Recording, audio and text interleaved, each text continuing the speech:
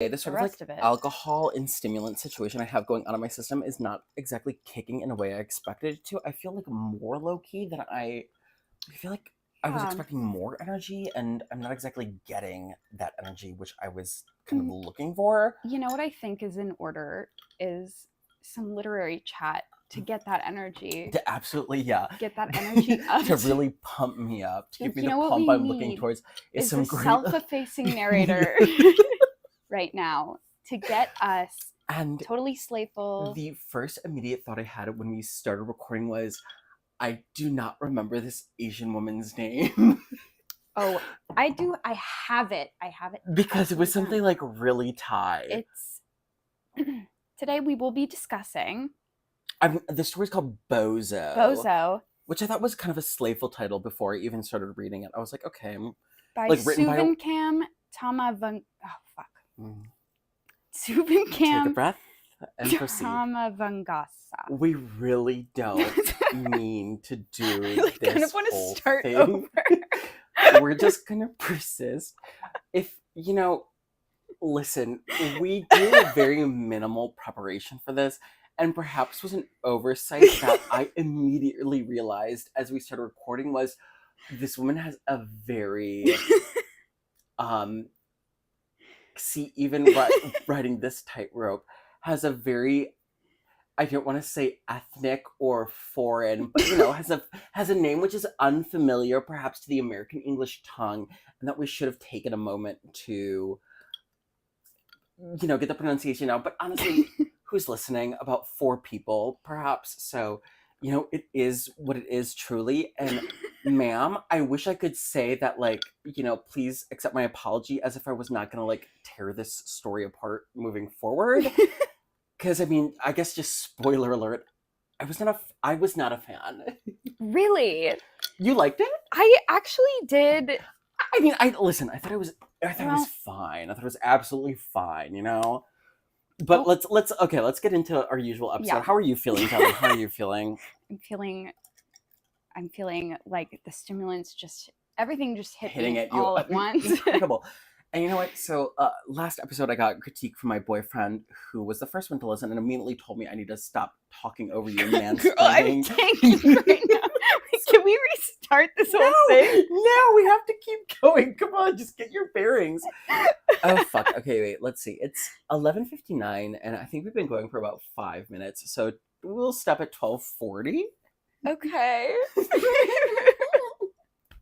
So let's see. I guess let's start. So I really do feel like I need to take it from the top. I'm so confused. Wait, no, let's just... This is organic, Give me the vape. We can... So, here, I'll pull it up on my phone as well. So... Wait, can we actually start over? I think this is good. I'm feeling overwhelmed.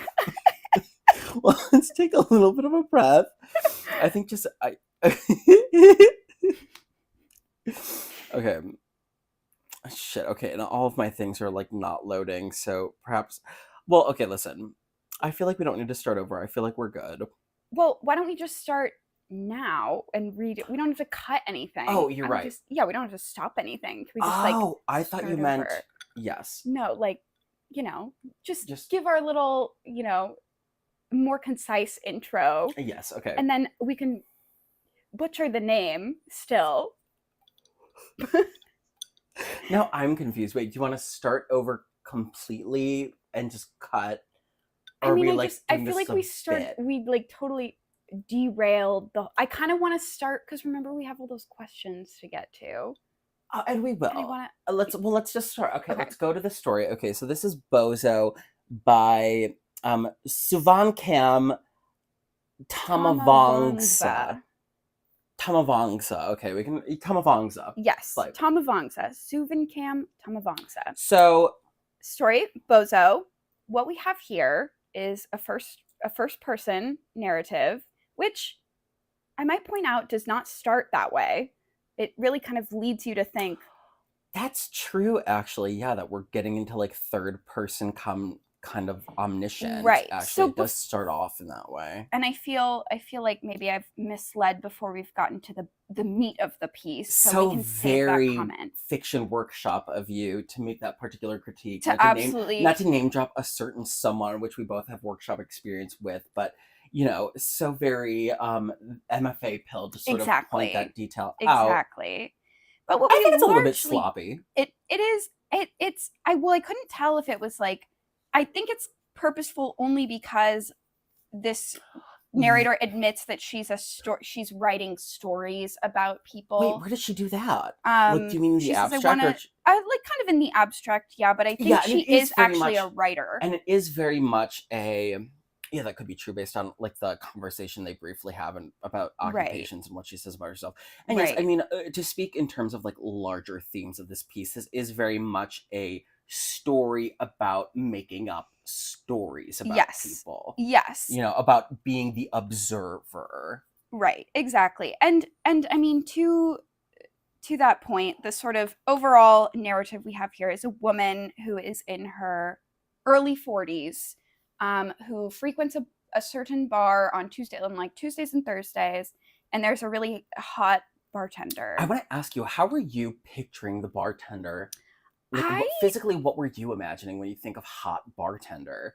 Well, it's funny because what I think of as hot bartender is in fact different from what I think this character thinks hot bartender is. Oh, very. In a slight way, whereas like I think this character thinks like Abercrombie model. That's what I was thinking. I was getting, thinking like, man clean- bun, blonde, cut The jaw. Hawaii thing. Yes, exactly. A little The Hawaii surfer Maybe thing. Hollister is a more apt like. Yeah, exactly. And I mean, comparison. he makes allusions to like wanting to go to the beach, so there's Right, that whole he's like thing. a beach And bum. that's exactly where my mind went immediately. but Totally. yours But took you somewhere different. No, it took me there for the story, but if you said to me like right now, picture a hot bartender, yeah. that wouldn't be the guy Mm. because I feel like this bar is like, I'm like priced out of this bar likely. Oh, you think so? I thought this was just like a neighborhood dive. I mean, Oh, you think so? because we know it's not you're New right. York.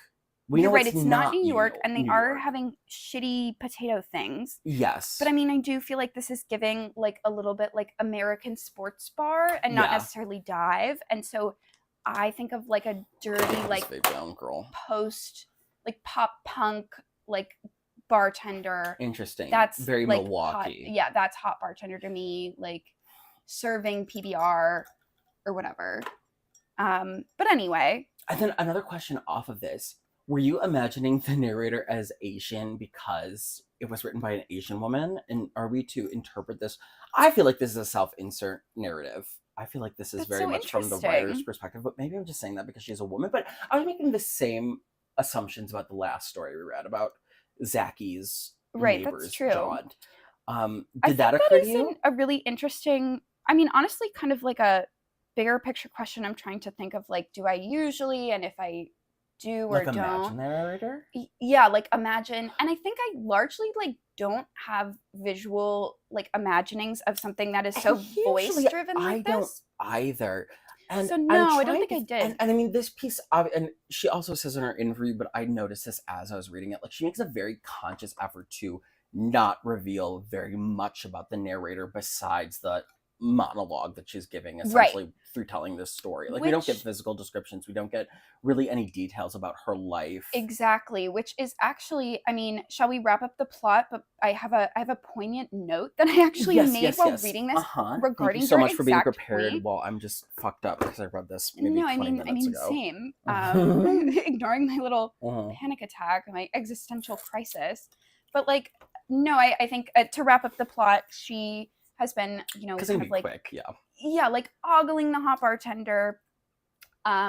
She finally gets up the nerve and she's like creating these narratives in her mind about like what he does and like after work and all this stuff. And finally she's like, I'm gonna ask him out. And we learn likes to go to the aquarium, which is a place that she can think. So she asks him, will you go to the aquarium with me? Which, mind you, also we don't actually hear her say. We just have the Yes. reportage of what he Of says what the back, report is, which yeah. is, I don't think that's a good idea because I have a girlfriend. And then, that's kind of where the story hits its Yeah, and then we peak. get like there's also a regular customer and he's like, yeah, I knew he had a girlfriend, because she's Right, this going like on about how fat like, well, old he didn't man. tell me. Yeah, it was like some old man at the bar who also is a regular.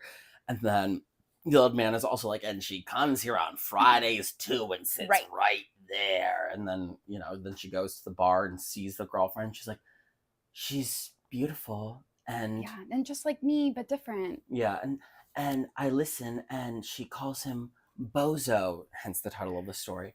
And then I realize that they're really serious. And then she like leaves the bar and like softly cries against the Yes, and she brick wall. repeats Bozo to Bozo. herself Yeah, and she says, outside. I wish I could have him in my mouth the way she does. And I was like, all right, well, there's the kind of sex I want from every New Yorker piece I read. But then I was thinking, Truly if protracted. if I really got what I wanted out of this story, the second that the old man tells her that he knew that the bartender had a girlfriend, I was thinking like, okay, how would I finish this piece? And I was thinking, okay, I would have her start Yeah. masturbating right there at the bar for the old man. Like, just it snaps her, and she's like, I'm gonna start flicking my bean for this old man as the bartender watches. But again, perhaps that's why I do not have a story published in the New Yorker. well, and shit. Oh, that's her last name. Thammavongsa does. Yes. Okay. Now. Yes. Okay. So plot over. No, I think that was, I actually kind of like your idea of her Thank you. flicking the bean at the end, because I think that would take the story where it needed to go. And frankly, I was dissatisfied with the sort of soft domestic ending. But again, as we're establishing the more we're talking, like, it is indeed the New Yorker. Yeah, exactly. Like, they can't exactly, I guess, have cream pies and bean flicking. But why not, though? You know, like, why I mean, not? yeah, it's adults reading this magazine. Like, what, are the advertisers going to get so mad? You know, I mean, probably. But that's like why I do feel that this piece, I thought it was actually something kind of maybe different in tonal qualities than the interview with the author leads me to believe, which is confusing and kind of puzzling to me, because where this piece really hits its stride is when it leans into this like self-effacing narrator. Like, we don't know anything about her. We just have her like internal thoughts. Like, we get to know her in that sense, but like she doesn't like have a body to us. And I was like, oh, it's really doing something interesting about like kind of the story that she's making up about herself at the same time. That's true. So these moments of kind of earnesty at the end, and I didn't even read them as earnest moments until I read the interview, and I was puzzled by that. Like, where the in the interview with the author, she's like, I thought it was very beautiful that the narrator becomes beautiful, and like essentially like she wants him to be happy. Yeah. But I don't believe that this narrator wants him to be happy. No, and yeah, that she's to me, disgusted. She's angry, yeah. That to me is far more interesting. Saying that and like being like, oh, well, I guess they are happy. I'm gonna walk out the bar and softly cry against the exterior. So I think that's really... Yeah, it's sort of bizarre. And I guess, I don't know, it's like, me and you, I feel like we can always transpose interest onto something. Yeah. Like, and I mean, I feel restrained to sort of say that this was kind of like a hack job, but like, if the intent was full earnestness with this, does it feel like a hack job to me? Like, I mean, certainly with all of these New Yorker stories, that like they are well written and sort of, a treat to read. The prose but, like, is very nice. Exactly, like the prose is nice. And I think for an internal monologue, it does well. There are some touch points where I feel content-wise where I was just like kind of like cringing out a little bit, not because anything was like egregiously tacky or tone deaf, but because it felt sort of like paint by numbers, like millennial emotional life. But like, it was just, it was fine to read. But do I feel discounted thinking about whether or not this is like an earnest emotional effort by this author, by this writer? I mean, I guess not. I mean, honestly, I mean, after reading this, I kind of had a sort of negative impression. I think I'm just sort of yapping right now, honestly. No, like, I mean, it's interesting because I do think that the interview really does change the way I read this. And I remember when I read the interview, 30 minutes ago, I felt the same way, but I literally can't recall a fucking thing about That's that okay, interview. girl. That's why I'm here. Like, all right, bring up some quotes. okay. So one thing I thought that was interesting. I'm going to head to the interview and read what the author has said. No, I don't actually want the audio. I want the transcript of the interview. But she talks about the sort of ending and the narrators. Where the fuck is the interview? Oh, Do you have here. a different tab? Here. It's okay. Here, Open a slide. new tab. Okay. I'm boomer. So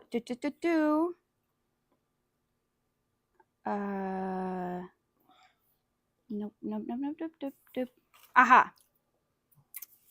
The question is it's about the reversing the male gaze, which we can talk about. But Yeah. the author responds and says, when we are in the story, we realize it's the narrator who really is beautiful. She's just someone who wants to go to the aquarium. She could be angry with what's happened to her, but she imagines the narrowness of a man's circumstances. She cares if he's happy, and even if it turns out that he's not happy, she leaves that alone because that might be what he wants, to be unhappy. Because no one is going to come for your unhappiness. When she learns about his girlfriend, she doesn't do what we are socialized to do and imagine a rival or imagine something ugly for him. Instead, she sees his girlfriend as a woman just like her who wants good things for this man. I guess I didn't necessarily get that from reading it. I just think, and I find it sort of a corny sort of theme to transpose on your story. Yeah, because I didn't see, and I get so here's the quote from the story. Seem like she was particularly moved by the fact that like the girlfriend was actually beautiful and that he did have a life. It just, I don't know, it seemed like she was pissed off that she didn't get to boink. Right, which I think would be really an interesting angle to explore here, because go balls deep with it. And to run with, because I mean the quote in the story, I mean, here's an abridged version, is women are for the most part good people, nice, and if they're not nice, people make them feel bad about it, so they have no choice but to learn how to be nice, attentive and caring, thoughtful, blah blah blah blah blah. You don't even have to try very hard, just look clean and pretty. I wondered if he was happy. Being unhappy is comfortable. No one is going to come for your unhappiness, and really you don't have to do anything about it if you don't want to. So my question is, like, I don't see a reversal of like that sort of like desire to revel in unhappiness, and which is interesting to me. And also, I just feel like, you know, her intent here to make it a reversal of what we're like socialized to do, while cognitively that seems like kind of an interesting subversive thing to do, when you actually get down to the brass tacks of reading a story, like there's like no kind of dramatic tension there or like anything interesting to latch onto. Like, again, it's like you take your vape hit and you say, okay, and move on with your day. Like, yes, like congratulations to this woman for being this narrator for being so evolved and being so mature in her perspective on this man's life. But like, I don't know, that doesn't really give me like juice as a short story reader, you know? Like, I don't really care how mature and evolved this woman is, you know? I want her to be a cunt.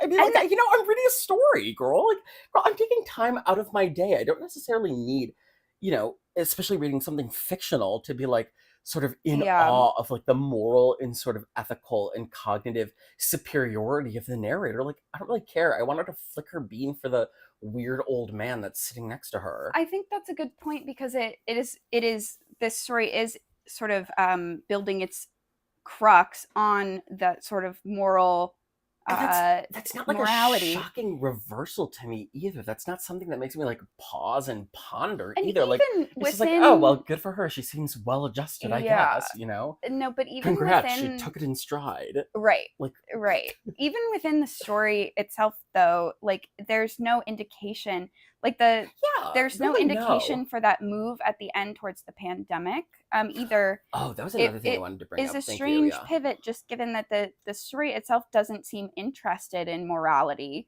So then, for it to end on a note of sort of moral triumph seems just tonally at odds with the first half of the piece.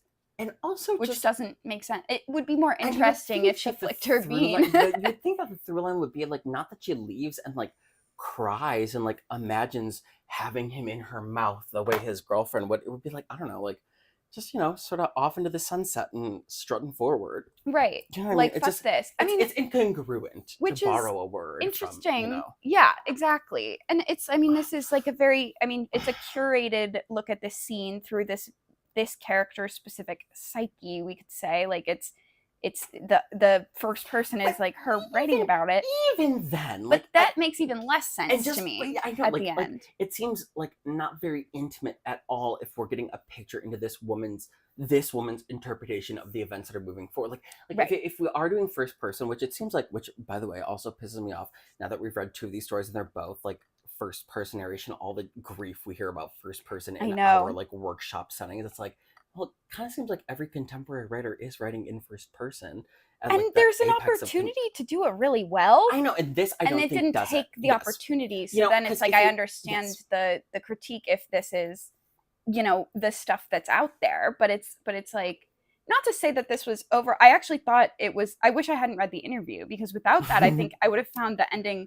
I wouldn't have noticed it to even hit on that like tonal level. Like, I mean, overall, I thought the story was perfectly fine. I preferred last week's story, if we're going to keep running a ranking. Yeah. But, that was the other thing. I was completely imagining this like pre-pandemic, and it almost felt like kind of shocking and anachronistic, the inclusion of the pandemic. It was. And I guess I had to kind of, part of this I think is me having to like come to terms with the fact that like the pandemic is going to be something that's like referenced in like sort of millennial brain short fiction for like years to come, and like fiction in general. And I just find it kind of chuggy. Like, I think we should just like move on generally, because it doesn't necessarily, for better or worse. Didn't it feel cheap? Yeah, I was feels like, oh, we're gonna like. It feels unearned. Sort of shocked. Yeah, it feels unearned, and sort of tossed in. And I can appreciate it if there's sort of like a cultural aspect, which I think it's striving for, like, to highlight like that people think about relationships differently post-pandemic could be interesting, but it's to me, I actually don't objectively find that super interesting. And the other thing is, this story it does not posit that at the beginning, so you need to, I think you need to hint at the inclusion of it earlier if you're gonna do it. Like, talking about this now, it makes me think, like, I feel like, it loomed so large in our general just cultural consciousness that, like, I feel like everything that needed to be said about quarantine, about like the psyche of the pandemic and life post-pandemic, has like been said already in multiple tweets and TikToks and Instagram reels and conversations we've all had. Like, I don't think there's anything to explore. Like, there's not really fertile ground. It's been like kind of fucked to death by just general discourse. I would also agree that actually the most interesting stuff to come out of the pandemic happened during the pandemic too. Exactly. Like, under those constraints, and now retroactively throwing it in is just sort of like a nod to like weirdly like cheap. And I will say too, I am actually kind of a fan of like post 9/11 fiction in a way that I think is completely different, because 9/11 always looms large in your mind. It really does. I mean, yeah, some of my earliest images.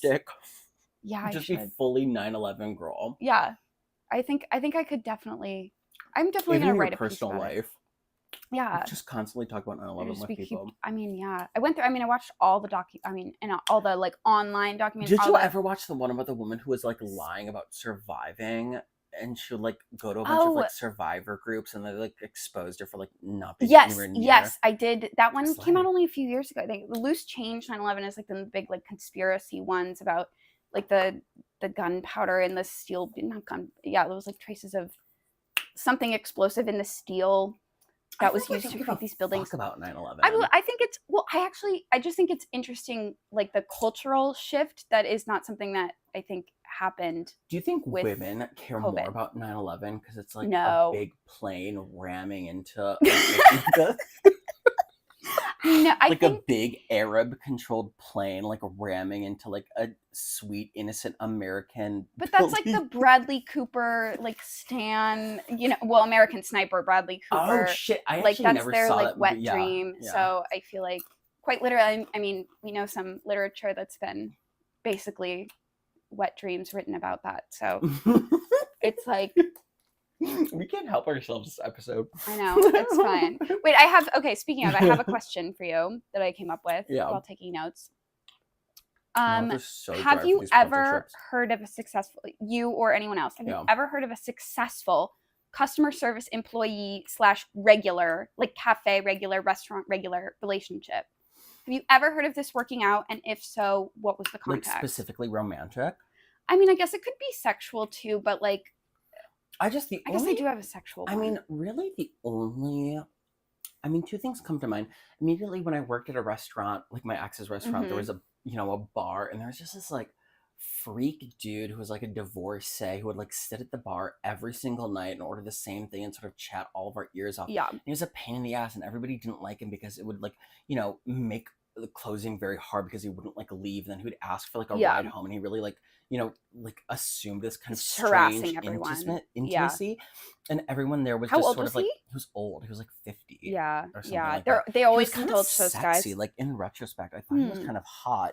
Silver fox. But like I always just feel like in that sort of like regular customer interaction, like it's always like the employee who's like just weirded out and sort of like cringing for the whole thing, and just sort of like, because you're at work. Yeah, like you're literally at work. Like, I mean, and I mean, like, I would love for that sort of thing to work out. Like, you know, when I worked at King's Spa, when I was at the restaurant, you know, doing counter service, I would love if one of those regular customers, like, we would kiki. I would, like, in my head, I would love if that happened. It never did. Like, I would be fully down to, like, have a sexual relationship with a regular customer, but it just never works that way. It just doesn't work that way. It doesn't work that way. Because the people who want to engage any customer service worker are fucked in the head. They are fucked in the head. That's actually, I think, a good point. The only they don't have anything else going on. Right.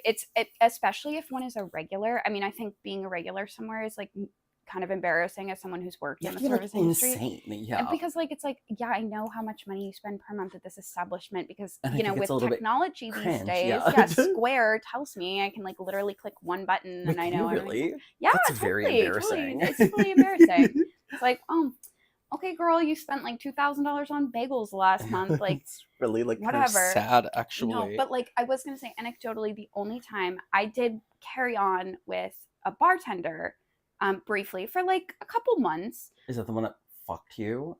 I mean, they all fucked me.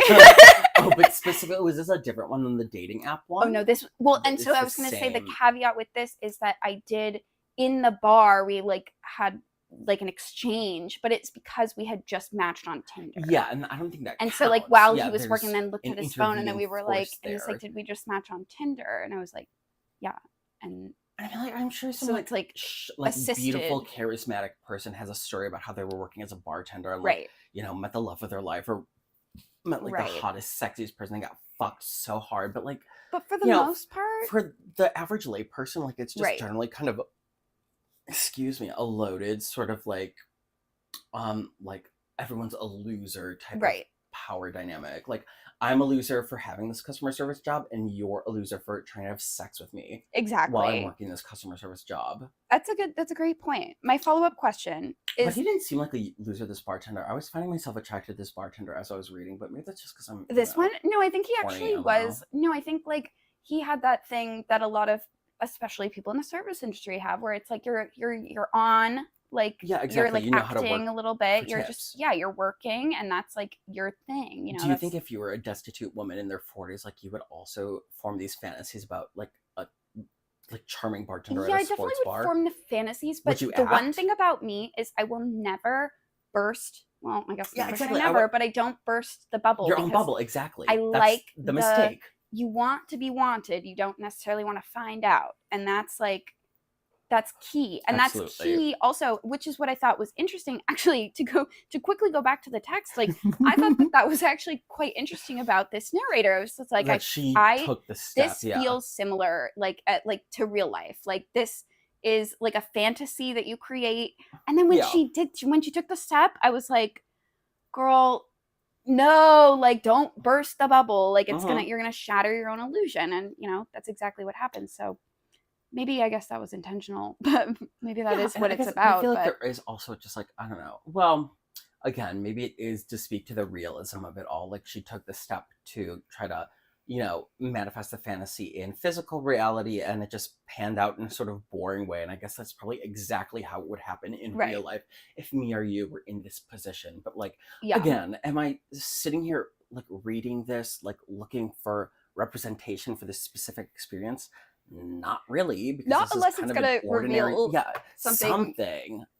That's a good point. And even the last line, I just feel like I just wanted him in my mouth the same way. Like, I don't know. I think it's a little bit of a cop out. At that point, you might as well say, like, I was sitting outside the restaurant crying, imagining his cock She going, should have hitting been the back of my sucking off the throat. old guy, imagining his cock. Exactly.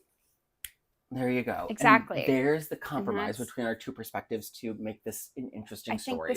I think this is. I think you onto absolutely something. workshopped this successfully, and I'm sort of let down by the editorial prowess of the New Yorker staffers for not Right. suggesting that. Right. Come on. So No, I have one more question for yes, you. go ahead. Sorry to No, we've got time. boot in here. Yeah. Given everything you just said, which I agree with, other than at work, where is the worst place to get asked out?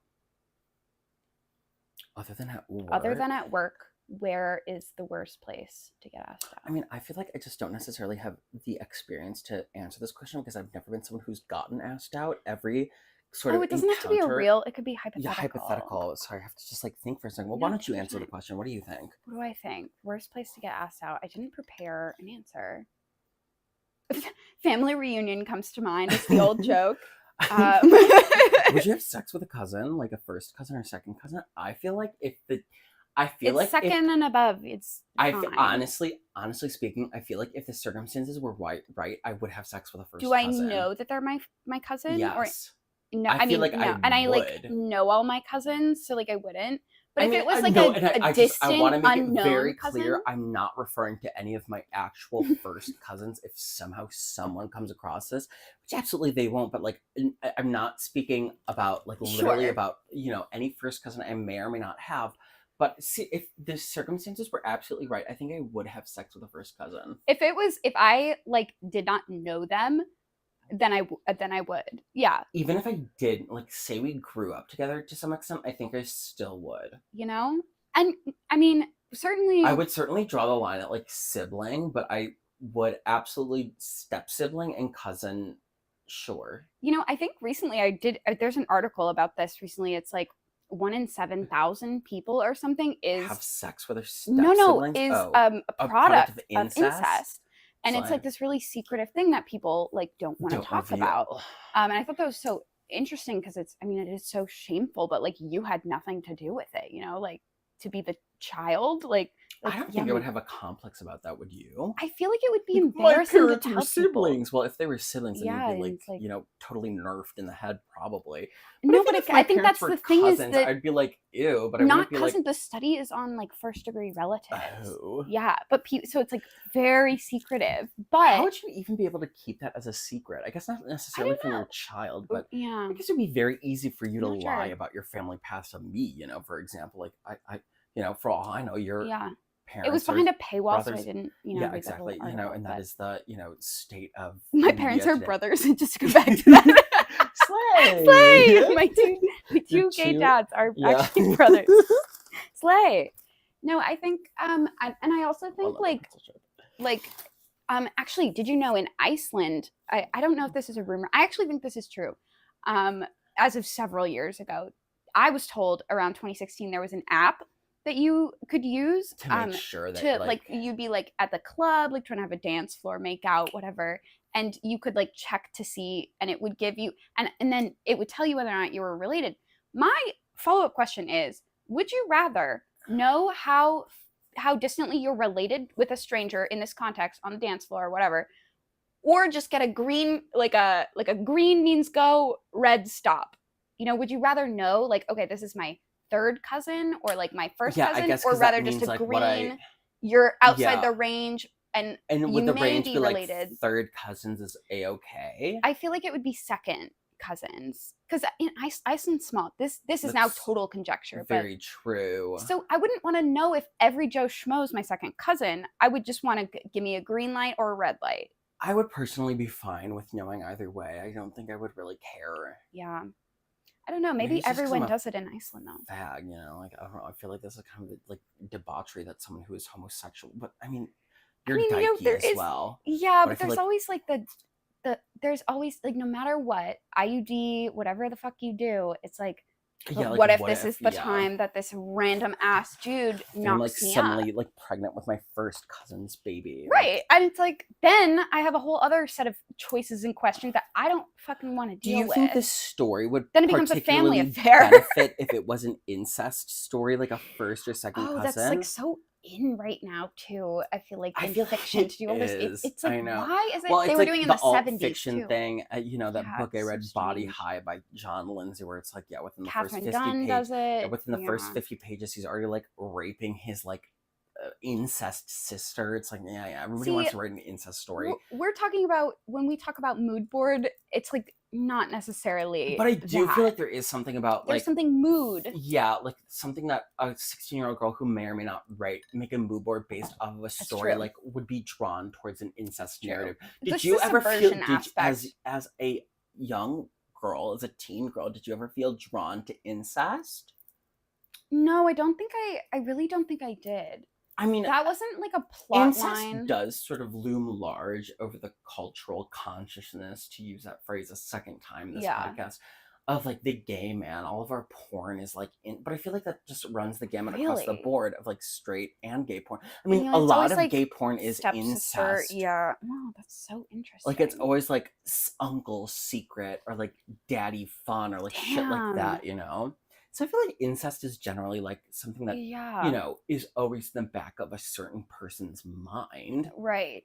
I think it's and that's like, why that's also why I don't find incest particularly engaging in fiction, because I'm like, whatever, girl. Yeah, it's like we're all thinking about it. Funny you say that. I just the book that I had to read for my Victorian lit class, fucking Thomas Hardy, Jude the Obscure.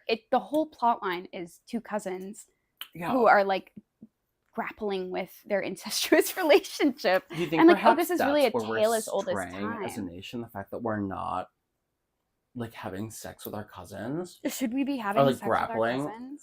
No, because that's giving kind of like Darwin, and then that slippery slope. So like, perhaps out of our range as a podcast discussing ethics. Right. Yeah, but I don't know. I mean, I think find it is a recurring inherently theme. Yeah. I don't know. I think it's just because writers are naturally just like shit stirrers, which is interesting because the New Yorker perspective, I think, is particularly like in contrast to that. Like, I don't think anybody who gets a story in the New Yorker is necessarily a shit stirrer. No. And that's where the ones that end up blowing up because they're like odd little flashes of that. Yeah. Like person. Yeah, exactly. To allude. To invoke the great name. I think was a bit of a shit-stirring story. Right. And this certainly does not feel like shit-stirring. This story feels like an emotional conclusion that I feel like most kind of rationally minded New Yorker readers would also find themselves coming to if they were in this situation. Right. And I often find that disappointing in fiction. I would like to be surprised a little bit. Yeah, you know, I agree. Or like, I don't know, made uncomfortable a little bit. I agree. There's something about the sort of this seems like a capable woman who is doing the best that she can, you know? Yeah, I think she's producing like good work. Yeah, and that's getting published. In terms of the protagonist specifically. This is a story about like a capable woman who's emotionally mature. Right. And I'm like, which maps that kind of coheres to exactly, to what we got from the interview as well. Yes. And I would say, and I'm like, you know, like a round of applause for the New Yorker readers being able to have this experience and identify with it, you know? Yeah, it literally could never be me. Yeah, it could never be me. Like, yeah. I've made a scene at a bar or two. As you should. Our God-given right. Okay, well, are we... No, I mean, we still have time. Oh, slay. Let me see if I have any other questions for you. I mean, do you have anything that you want to say about this piece? Oh, the worst about place life in general? You didn't answer the worst place to be asked out. I don't know. Maybe, I mean, the first thing I would say was like at a funeral. But That's I feel like that would thinking. Actually be like really hot. And I would actually like be totally into that. So to ask me at a funeral, I'd be like, oh, absolutely. Yeah, that actually would be kind of interesting. I don't know. I feel like I would be like absolutely enthusiastic to be asked out anywhere. Or frankly, if anybody came up to me and approached me and asked me on a date, even if they were the ugliest, like nastiest looking, like grease ball, like I would absolutely be flattered and enthusiastic. Slay. Yeah, absolutely slay. Would you say yes? I would probably say yes, but then just flake at the end. because Yeah. I don't know, I feel like I would be a little bit too anxious in that situation to kind of Right. voice My my people-pleasing tendencies would also exactly, kind of take and then it's like over. we can deal with this strategically when I have a phone between you and me. Right. That happened Exactly. to me one time. I was You're the thinking about this. opposite of the narrator in this story, I would actually. no, I very much am. But I was thinking about this recently. So this is when I was still like kind of really fat, and this is still when I was with my ex, I believe. But my ex and my best friend took me to like some like bullshit experimental theater production, and there Slay. was like this trans guy that I thought was particularly attractive. And when I think about it in retrospect, I think they were like a very early transition type of like female to male. But this is when I was pretending to be a top, when I was like so. The only reason why I was pretending to be a top is because I was really big at the time, and I aesthetically I felt like that was the only thing that made sense. I was sort of embarrassed to be a fat bottom. But at the end of this like experimental fiction show, I just sort of like very clumsily like clamored up to this like recently transitioned like trans man. I was like, hey, I think you're really cool and I want to hang out sometime. Can I get your number? Slay. And they gave me their number, but they obviously did not reply to any of my texts because I mean I was a total like grease ball. Like it was disgusting, and that sort of embarrassing experience sort of stuck with me. And I think it ended up working out in the end because I don't think I would have had a particularly like for either of us. I don't think that Yeah. situation would have, and they had the foresight to reject my advance Yeah. when I did not have that foresight. So, wherever Sometimes it you is for the are, best. blonde trans man, you know, but I want to say go fuck yourself because like they didn't reply to my text. Like go fuck yourself. Right. It was so Yeah. embarrassing too. I sent like multiple texts. I was like, hope you're getting these. Hope your show Oh goes well tonight. Yeah, no. it It's was pretty okay. We've all bad. been we've all And been you know what? down As bad. we I've sent a age, we strand. learn dignity. You Yeah. know. It comes when you turn 25, first of all. I think anything below that, it's just a hard sell on a developing brain. Dignity. I just every time I've tried to make an opening move, it like always kind of goes south. I just feel like I have like sort of a like threatening sort of like just like stay away sort of vibe where like if I try to ask I someone think I have out, the same yeah, it's problem. like there's like a sort of instinctual thing that most people have when they like understand sort of intuitively that they should like stay away from someone, Right. that they're like more trouble than it's worth. And I feel like I definitely ring those alarm bells for most people. Maybe not so much anymore, but back then certainly. You know, I think I probably was doing the same and just less self-aware When's the of last time you ever asked someone out? I don't think I've ever asked someone You out don't in think you've ever? person. Not in Yeah, person, absolutely not. Like but over text. I've but asked I a don't few think. girls out I over don't think. Yeah, text. I don't think that necessarily counts. Yeah, I've never Not because asked it's like anybody dykey or out in anything, but I mean like but I've never yeah. like asked I've never Ask approached for a someone for their number. number, No. I've never. left my And number like on the receipt for like a hot bartender and did it it's not happen? paid Yeah, out. No, it's not. absolutely. It Except for never that one guy does. on Tinder, but it was Yeah. like we were already Yeah. and that was also So overall, what would you? So we gave Neighbors. We both gave Neighbors by Zach Williams. Yeah. We both gave it a 4-star rating. yeah. I think I would give this a 3. I try to refrain from half-star ratings. Oh, you're a So, half-star refrainer. yeah, I like the kind of cut and dry. Like, let's make Oh. a decision here. You know what I mean? I think I would give this 3 stars. I think I would give this a firm 3 stars. I found myself rolling my eyes quite a bit. I Maybe would I'm a actually misogynist, and I sort of feel like a misogynist by like No, the I don't think it's willingness that I'm here to tear this no. apart with. But like, I don't know. I found myself sort of just like I was reading this. I was I like, this is in the New Yorker. Like, truly, really, honestly, I feel like this is something we'd read in workshop. yeah. Like, truly, I really do. I would give it before I read the interview, I would give it 4 stars.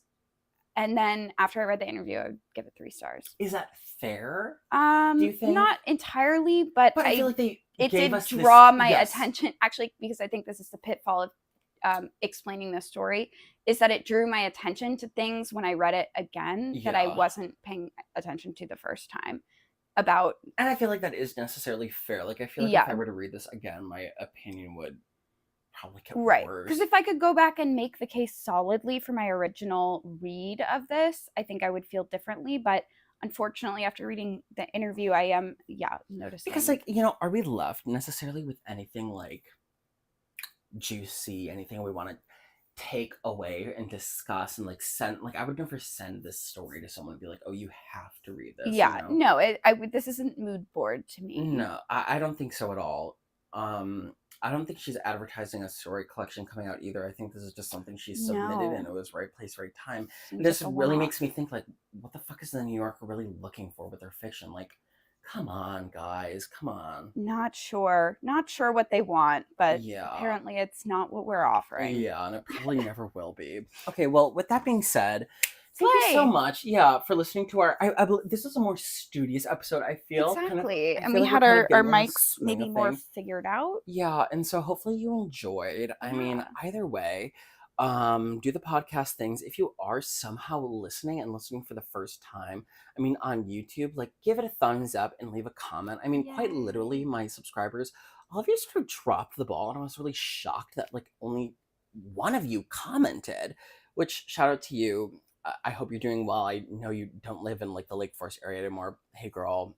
Sorry, specifically to the one person who commented, because I recognize them. They're a long-time viewer.